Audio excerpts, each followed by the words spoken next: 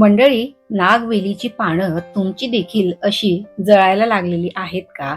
या ठिकाणी नागवेलीची नवीन ग्रोथ तर होत आहे, पण जी जुनी पानं आहेत त्यांच्या मात्र कळ्या या ब्राऊन व्हायला लागलेल्या आहेत.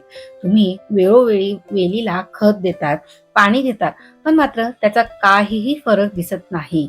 तर मंडळी, आजच्या व्हिडिओमध्ये मी तुम्हाला सांगणार आहे अशी 6 कामं जी आपण केली तर नागवेल ही हिरवीगार होईल, शिवाय जी पानं आहेत ती जाड देखील होतील आणि फ्रेश देखील होतील. सो ही माझी नागवेल आहे आणि सध्या तिची अशी काहीशी कंडिशन आहे. जरा माझी तब्येत खराब होती म्हणून तिच्याकडे थोडं दुर्लक्ष झालं आणि त्याचाच परिणाम म्हणजेच नागवेल ही हळूहळू खराब व्हायला लागलेली होती. सो मंडळी, अतिशय सेन्सिटिव्ह अशी ही वेल आहे. याला जास्त सूर्यप्रकाश किंवा जास्त पाणी जरी झालं तरी देखील मात्र तिचा साईड इफेक्ट हा वेलीवर अगदी 2 ते 4 दिवसात मात्र जाणवायला लागत असतो. सो हाय, हॅलो, नमस्कार मंडळी, मी राजश्री पाटील मनपूर्वक स्वागत करते आजच्या पुन्हा एका नवीन आणि माहितीपूर्वक व्हिडिओमध्ये. मंडळी, बरेच दिवस झाले आपला व्हिडिओ आलेला नव्हता आणि आता मात्र वेलीसाठी मला व्हिडिओ करणं देखील गरजेचं होतं. तर बऱ्याच वेळेस सगळ्या गोष्टी वेळोवेळी करून देखील मात्र वेलीच्या कळा जर ब्राऊन होत असतील, सुकत असतील, त्यामागे मात्र सगळ्यात मोठी चूक काय असते ही माहिती आहे का? आपल्याला वाटतं वेलीला खत कमी आहे, पण खरं कारण असतं कुंडीतील माती हार्ड असणे. आपण पाणी हे चुकीच्या पद्धतीने दिलं किंवा जास्त सनलाईट जर वेलीला मिळाला तर त्याने देखील ही पानं तर खराब होत असतात, शिवाय पानाच्या कळा देखील जळत असतात आणि वेलीची वाढ मात्र त्याच ठिकाणी थांबत असते. यासाठी सगळ्यात महत्वाचं काम म्हणजे कुंडीतील माती ही सुधारली पाहिजे. तुमच्या कुंडीतील माती अशीच हार्ड झालेली असेल, कडक झालेली असेल, घट्ट झालेली असेल तर वेलीचे रूट्स हे श्वास घेऊ शकणार नाहीत. यासाठी काय करायचं तर वरची अगदी 2 ते 3 इंचची माती कुंडीतली आहे ती आपल्याला हलकीशी लूज करून घ्यायची आहे आणि त्या मातीमध्ये आपल्याला कोकोपीट किंवा वाळू देखील ऍड करून घ्यायची आहे. सो मंडळी, तुमच्याकडे कोकोपीट नसेल तर या ठिकाणी तुम्ही वाळूचा देखील वापर करू शकता. शिवाय तुमच्याकडे जर नीमखली असेल म्हणजे निमकेक असेल तर त्याचा देखील तुम्ही मातीमध्ये वापर करू शकता. नीमकेक किंवा निमखळी ही दोन्ही प्रकारे काम करत असते. एक ती ॲज अ इन्सेक्टिसाइड म्हणून देखील काम करत असते, शिवाय मातीची जी काही फर्टिलिटी असते तिला वाढवायचं काम देखील करत असते. सो अशा प्रकारे कोकोपीट असो, वाळू असो, ते आपल्याला रेग्युलरच्या मातीमध्ये मिक्स करून घ्यायचं आहे, जेणेकरून माती ही सॉफ्ट होईल, शिवाय एअरी देखील व्हायला पाहिजे. आणि हे केलं तर मात्र प्लांट हे 50% याच ठिकाणी रिकवर होत असतं. सो यानंतर सेकंड स्टेप ज्यामध्ये आपल्याला प्रूनिंग करणं गरजेचं आहे. कुंडीतील माती व्यवस्थित झाल्यानंतर प्रूनिंग मात्र खूप इम्पॉर्टंट आहे. जळालेली, खराब पानं, पिवळी झालेली पानं किंवा वेलीवर सुकून गेलेली जी काही पानं आहेत ती मात्र आपल्याला काढून टाकायची आहे. यासाठी तुम्ही एखाद्या चांगल्या कैचीचा वापर किंवा एखाद्या कटर किंवा प्रूनरचा वापर करू शकतात. तर मंडळी, या ठिकाणी खराब पानं बरं का काढून टाकायची तर प्लॅन्टची एनर्जी ही या पानांमध्ये वेस्ट होत असते. खराब पानं काढले तर मात्र ती एनर्जी ही सेव्ह होत असते आणि वेल मात्र नवीन हेल्दी लीव्स किंवा नवीन पानं लवकर काढण्यास मदत करत असते. शिवाय हलकीशी कटिंग केल्यावर वेलीची ग्रोथ देखील वाढते आणि वेल ही दाट होण्यास मदत देखील होत असते. त्यासाठीच हलकीशी सॉफ्ट अशी प्रूनिंग वेलीची करणं गरजेचं आहे. सो या ठिकाणी माझी जी काही 80% पानं चांगली होती मी त्यांना तशीच राहू दिली. 50% पेक्षा जास्त खराब झालेलं पान, खराब ब्राऊन झालेलं, पिवळं पडलेलं जी काही पानं होती ती काढून टाकली. त्यानंतर वेलीला मात्र सपोर्ट देणं देखील तेवढाच गरजेचं आहे, कारण की वेलीला जर आपण सपोर्ट दिला तर मात्र वेलीच्या पानांचा आकार आणि संख्या दोन्ही गोष्टी वाढण्यास मदत होत असते. त्यामुळे अगदी 4 ते 5 पानं ही या ठिकाणी कटिंग प्रूनिंग मध्ये निघालेली होती.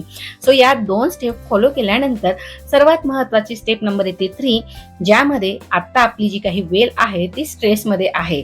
सो या वेलीला जड किंवा कुठल्याही केमिकल युक्त अशा गरम खतांचा वापर करणे मात्र फायदेशीर ठरणार नाही. यासाठी योग्य वेळी योग्य खत वेलीला जर दिलं तर मात्र ते वेलीला पस्त देखील आणि हलकं देखील ठेवत असतं. सो यासाठीच आपण या ठिकाणी 1 ते 2 मूठ हे वर्मी कंपोस्टचा मी वापर केलेला आहे. या ठिकाणी तुम्ही शेणखताचा वापर करू शकता किंवा कुजलेल्या पानांचा, फुलांचा, किचन वेस्ट कंपोस्टचा देखील वापर करू शकता.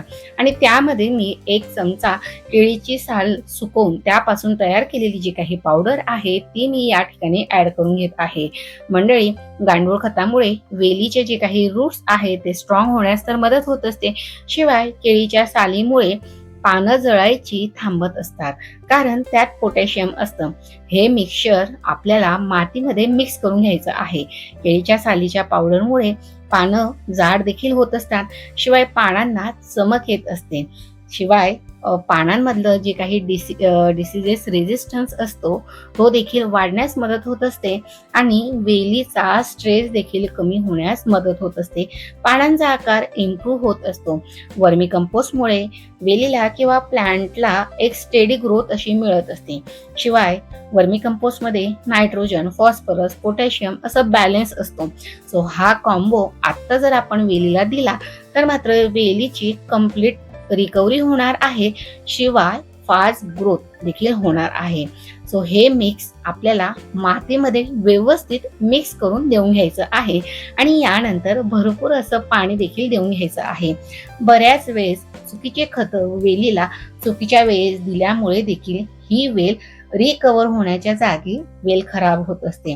मंडळी, माझे प्रत्येक व्हिडिओ सीझननुसार, महिन्यांनुसार असतात आणि त्या गोष्टी जर तुम्ही त्या प्रकारे फॉलो केल्या तर मात्र त्याचा नक्कीच चांगला मंडळी, सध्या उन्हाची चाहूल जाणवायला लागलेली आहे. वातावरणात हीट देखील जाणवू लागलेली आहे आणि अशाच परिस्थितीत जर आपण या वेलीला केमिकल फर्टिलायझर, NPK, DAP असं काहीही दिलं तर मात्र ही वेल सस्टेन करू शकत नाही. त्यामुळे जी काही 50% वेल ही खराब होण्याच्या मार्गावर असते आणि अशा वेळेस जर तुम्ही केमिकल युक्त आणि चुकीच्या खतांचा वापर केला तर त्या ठिकाणी मात्र 100% तुमचं झाड कुंडीमध्ये जगणार नाही. हे देखील तेवढंच खरं आहे. त्यामुळे वातावरणानुसार आणि महिन्यांनुसार मी जी खतं तुम्हाला सांगत असते नक्कीच त्याचा वापर करा, जेणेकरून आपलं जे झाड आहे ते देखील सर्वाइव्ह करत असते.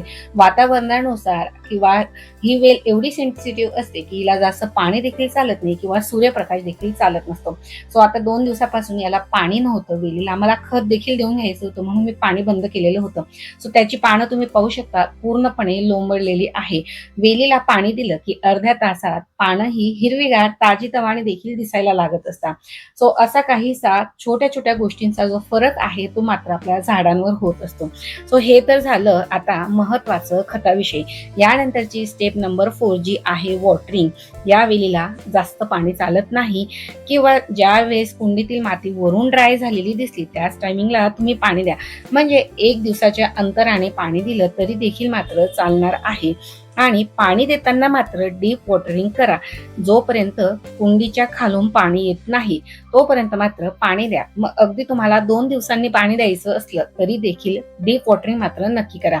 यामुळे रूट्स देखील डीप जाण्यास मदत होते आणि प्लांट देखील स्ट्रॉंग होत असतं. सो आता जवळपास 2 ते 3 दिवस वेलीला पाणीच नव्हतं. जवळपास 1 लिटरच्या आसपास आता मी कुंडीमध्ये पाणी देऊन घेतलेलं होतं आणि पाणी देताना एकदम न देता जसं जसं ते माती ऍब्सॉर्ब करत जाते तसं तसं पाणी द्यायचं, जेणेकरून हळूहळू पाणी देखील खाली झिरपत जातं आणि पूर्णपणे मुळांचा एक एक पार्ट तो शोषून घेत असतो. सो हे झालं वॉटरिंग. यानंतरची स्टेप नंबर 5 जी आहे सनलाईट. या वेलीला डायरेक्ट हार्श सनलाईट अजिबात आवडत नाही. एक वेळेस सकाळचं कोवळं ऊन मात्र वेलीला चालेल, पण मात्र दुपारचं डायरेक्ट ऊन म्हणजेच लीफ बर्न होय. यामुळेच या प्लांटला ब्राईट शेड मध्ये ठेवा, जिथे लाईट आहे पण मात्र डायरेक्ट हीट नाही.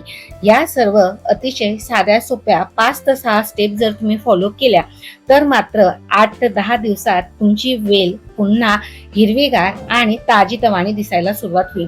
शिवाय 8 ते 12 दिवसामध्ये पुन्हा नवीन पानं ही वेलीवर येण्यास मदत होणार आहे. शिवाय वेल देखील फ्रेश होणार आहे आणि हळूहळू नागवेल ही फुल्ली हेल्दी देखील होणार आहे.